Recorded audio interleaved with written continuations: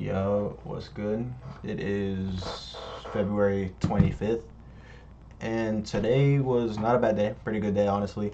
The markets are moving very slow, so and overall market was very bullish. So when I did take this trade, it was just one of the shorter trades that I've ever taken. Initially, my target was down here, but once we started getting into this range, we started to stall out. So I aggressively trailed my stops at this candlestick right here. So I ended up getting out like around this point right here. Get it at this point right here. About a 1 to 2, not bad at all. I caught it on the Express account for Alpha Futures. And then I forgot to end the subscription, so I have another eval for Top Step. So I was like, fuck it, let me just trade that too. So I got 1.5 on the eval, so one more winning trade on this, and then I have an Express account. This I just need 2 more winning days, and I can request a payout.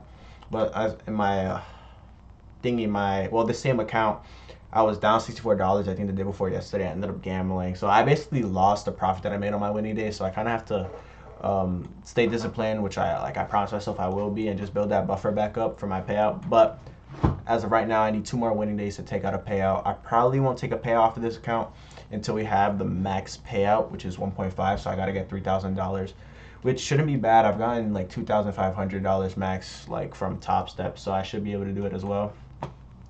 But let me show you why I took this trade right here. All right, so I entered this trade right around here, as you can see. So basically what I saw here was price was continuing to move up. You see we had these big buyers enter the markets here. This big buyer here, big buyer here. We were just pushing the market up, pushing the market up. So obviously price action was very bullish. But why did I take a sell? Initially, I was going to take another trade if it played out. I was looking for price to come back down into this range right here where these big buyers stepped in. Or right here, you see how these big buyers stepped in. Right here, we had big buyers stepped in. So this general range, I wanted price to come back into this general area and bounce off this area because I thought it was a good zone to react off of since we had this big buyers that were here. So my game plan was to target because I took the shorts because price was moving up and it was very bullish obviously, but despite being very bullish, the value area high was shifting up, which shows that price wants to accept like price higher outside of fair value.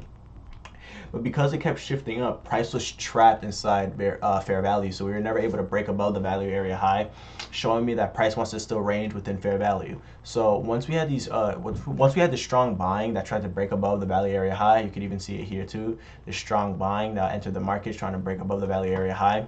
Despite that, we still broke back down below. We weren't able to close above that area, and then we absorbed these big buyers, and then we also had a big seller enter the markets.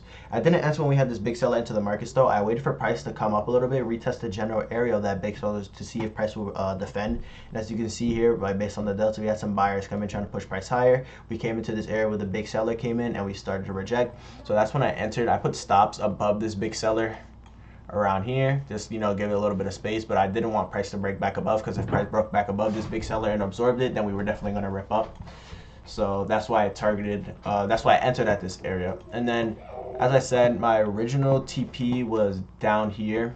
But once we started breaking below the PLC, we kind of struggled to extend downward. So I trailed my stops aggressively on this candlestick and I got it at a 1 to 2.